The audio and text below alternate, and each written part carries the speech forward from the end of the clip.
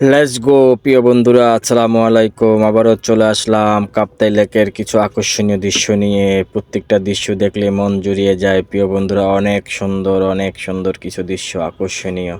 তো প্রিয় বন্ধুরা, কে কে কাপ্তাই লেকে গিয়েছেন অবশ্যই কমেন্ট বক্সে জানাবেন। আমি প্রতি বছর বহুবার যাওয়া হয় এই কাপ্তাই লেকে। আলহামদুলিল্লাহ, অনেক সুন্দর এই শীতের মৌসুমে কাপ্তাই লেকে গেলে মন জুড়িয়ে যায় প্রিয় বন্ধুরা। আপনারা যদি কখনো যেতে চান তাহলে অবশ্যই খুব দ্রুত কাপ্তাই লেক থেকে ঘুরে আসবেন। শীতের মৌসুমে কাপ্তাই লেক দেখতে অনেক ভালো লাগে, অতুলনাবিহীন সুন্দর। এখানে গেলে মন শীতল হয়ে যায়, বিভিন্ন ধরনের সিনারি দেখা যায়। আলহামদুলিল্লাহ, ওইখানে গেলে মনে হয় আল্লাহ পাক কত সুন্দর করে দুনিয়াটা সাজিয়েছেন, তাহলে জান্নাত আরও কত সুন্দর হতে পারে আমাদের জন্য। তো প্রিয় বন্ধুরা, আপনাদেরকে দেখাতে চাচ্ছি কিছু সুন্দর সুন্দর আকর্ষণীয় সিনারি। এখানে আপনার মন জুড়িয়ে যায় গেলে। এখানে দূর দূরান্ত থেকে মানুষ আসে এই কাপ্তাই লেকের সৌন্দর্য ভোগ করার জন্য।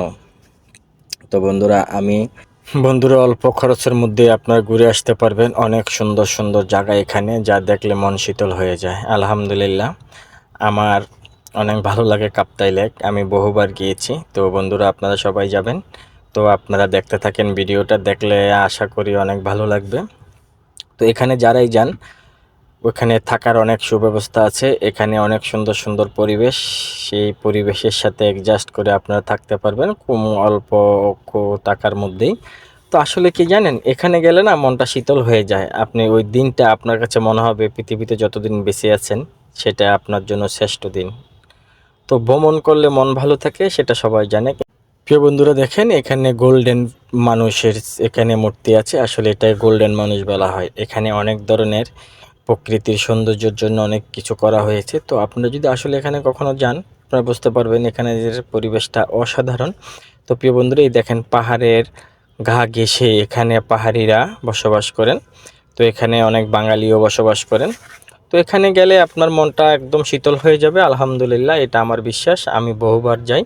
আর এখানে আপনার ঘোরার জন্য অনেক কিছু আছে। তো এই পাহাড় ঘেঁষে চলে যাচ্ছে দূর দূরান্ত, অচেনা অজানা কোনো এক অপুরান্ত জায়গায়। তো আপনারা যদি যান, আপনাদের আশা করি ভালো লাগবে। তো প্রিয় বন্ধুরা, আপনারা দেখতে থাকেন।